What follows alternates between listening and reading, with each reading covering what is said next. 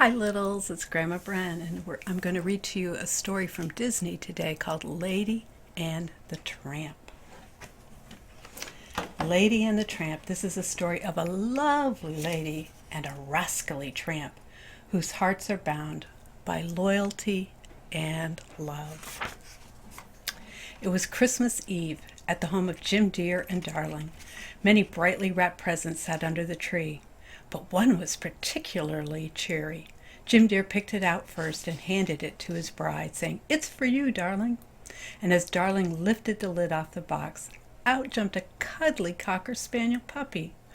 "Oh, how sweet," cried Darling. "What a perfectly beautiful little lady." And so Lady became the puppy's name. When Lady was 6 months old, she received her very own collar with a special tag engraved with her name. Now she knew she really belonged. Proudly, Lady showed it off to her neighbors, a Scottish terrier named Jock and a bloodhound named Trusty. "Why, Miss Lady," exclaimed Trusty, "you have a collar." "Aye," Jock added, "she's a full-grown lady." One day Lady sadly said that Jim Dear had been rushing past her without patting her head. Darling hadn't taken her for a walk in ages, and they had been talking about a special event. Jock and Trusty smiled. Lady's humans were having a baby. A carefree mutt named Tramp, who lived on the street, was wandering by and overheard. "Just a cute little bundle of trouble," Tramp quipped as he swaggered over. "Remember those nice juicy cuts of beef? Forget 'em. And that nice warm bed by the fire? A leaky doghouse." "Do not listen, lassie," said Jock. Okay, said Tramp. "But remember, Pigeon, when a baby moves in, the dog moves out." One day soon after, the baby arrived, and when Lady got a glimpse of him, she had to admit this thing called a baby was very cute. There was no sense in listening to that awful Tramp. For a while, things were wonderful. But one day, Aunt Sarah came to stay at the house while Jim Dear and Darling went on a trip. Aunt Sarah kept Lady away from the baby, and she had 2 naughty Siamese cats. When the cats pulled the fishbowl off the table, Aunt Sarah blamed Lady, and off they marched to the pet store to fix Lady with a muzzle. Lady wasn't sure what a muzzle was, but when the clerk strapped one on her, she suddenly understood. It was a terrible thing. Lady twisted and turned, struggling wildly, and then got loose and ran off down the street. Suddenly a pack of dogs began chasing Lady. Tramp happened to be passing by and saw that Lady was in trouble. He bared his teeth and growled, chasing the dogs away. "You poor kid," Tramp said, looking at Lady's muzzle. "We got to get this off, and I know the very place. Come on." Tramp took Lady to the zoo to see a beaver whose sharp teeth easily bit through the muzzle strap. "It's off," cried Lady happily. "It's supper time," Tramp announced as he and Lady trotted away from the zoo. "When you're foot loose and collar free, well, you take nothing but the best." Then Tramp headed for Tony's, the very place for a special occasion. Tony was delighted to see Tramp and his new lady friend. "Tonight they got a best in the house, spaghetti especially, heavy on the meatballs," Tony serenaded the happy couple. The 2 dogs shared a delicious spaghetti dinner by candlelight. As they ate, Tramp nibbled one end of a noodle and Lady nibbled the other end of the same noodle.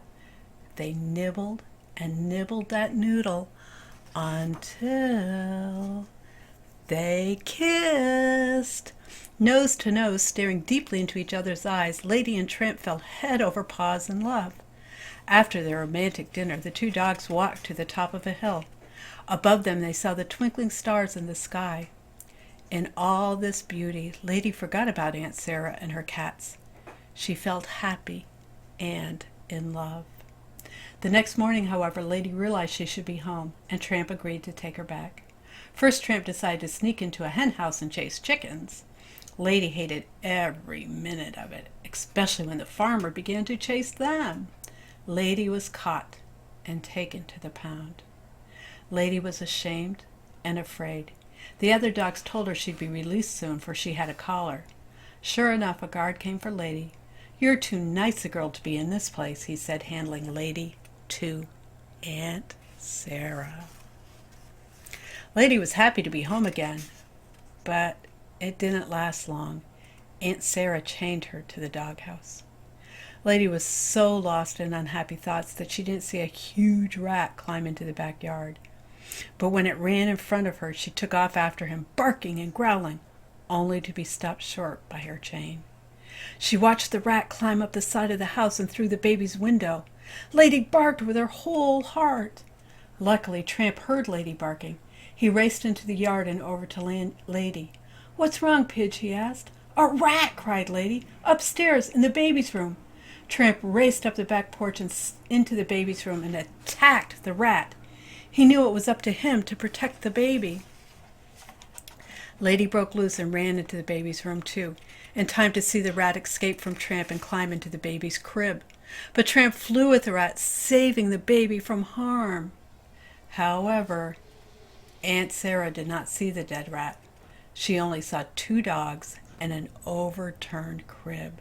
You vicious brutes!" she screamed at Lady and Tramp. "Back! Get back!" Aunt Sarah called the dog catcher to take Tramp away for attacking the baby.